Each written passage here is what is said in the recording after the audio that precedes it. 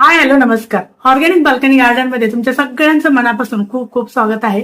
आणि चॅनलवरती नवीन असाल तर प्लीज चॅनलला लाईक शेअर आणि सबस्क्राईब करा. व्हिडिओ पूर्णपणे बघा म्हणजे या व्हिडिओ मधली संपूर्ण माहिती तुम्हाला समजेल. या व्हिडिओमध्ये मी गावी जाण्यापूर्वी झाडांसाठी पाण्याची व्यवस्था करून जाते आणि तीच मी तुम्हाला या व्हिडिओमध्ये दाखवणार आहे. तर मी बघा इथे 2 लिटरच्या 1 लिटरच्या अशा बॉटल घेतलेल्या आहेत आणि त्यांना होल पाडलेले आहेत. होल एवढेच पाडायचे की एक एक थेंब असा म्हणजे थोड्या थोड्या वेळाने पडेल. जर खूप मोठं तुम्ही होल पाडलं तर पाणी खूप जास्त येईल आणि लगेच ती बॉटल संपून जाईल. आणि अगदीच खूप छोटं होल पाडलं तर त्याच्यातून पाणी येणारच नाही आणि झाडांना पाणी मिळणार नाही. तर मी सुद्धा आता गावी जाणार आहे आणि म्हणून मी माझ्या झाडांसाठी पाण्याची व्यवस्था करते. तर मी अशा बॉटल जेवढ्या मला मिळाल्या तेवढ्या मी घेतलेल्या आहेत आणि त्या सगळ्या बॉटलना होल पाडून घेते. बॉटल आधी मी भरून घेतलेल्या आहेत म्हणजे काय होतं की आपल्याला थेंब किती वेळाने पडतोय ते आपल्याला चेक करता येतं, म्हणून मी आधी त्या बॉटल सगळ्या भरून घेतलेल्या आहेत. तर अशाच प्रकारे तुमची सुद्धा जेवढ्या कुंड्या असतील ना तर प्रत्येक कुंडीमध्ये एक बॉटल अशी ठेवायची आहे.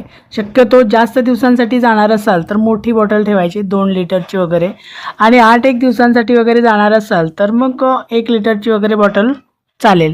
तर मी आता 2 लिटर 1 लिटर ज्या मिळाल्या तशा घेतलेल्या आहेत. बघूया आता आपण बॉटल ठेवून आल्यानंतर आत्तासुद्धा मी तुम्हाला झाडं दाखवणार आहे आणि आल्यानंतर सुद्धा त्या झाडांची काय कंडिशन आहे ते सुद्धा दाखवणार आहे. पण मी 15-1 दिवसांसाठी जाणार आहे. तोपर्यंत ह्या बॉटल पुरतील की नाही त्याची थोडीशी शंका आहे, कारण 2 लिटरची बॉटल जरी असली तरी एवढे दिवस जाणार नाही. बघूयात.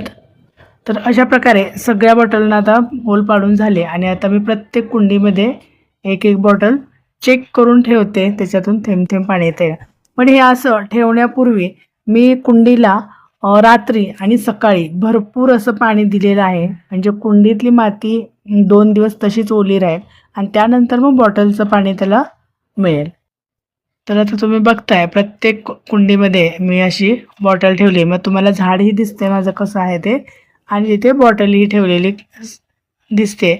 आणि आल्यानंतर सुद्धा हे सगळ्याच झाडांचा मी तुम्हाला रिव्ह्यू देईन. तर अशा आपल्या सगळ्याच झाडांना आता बॉटल ठेवून झालेल्या आहेत आणि तुम्ही माझी झाडंही बघताय. तर आल्यानंतर सुद्धा बघूयात.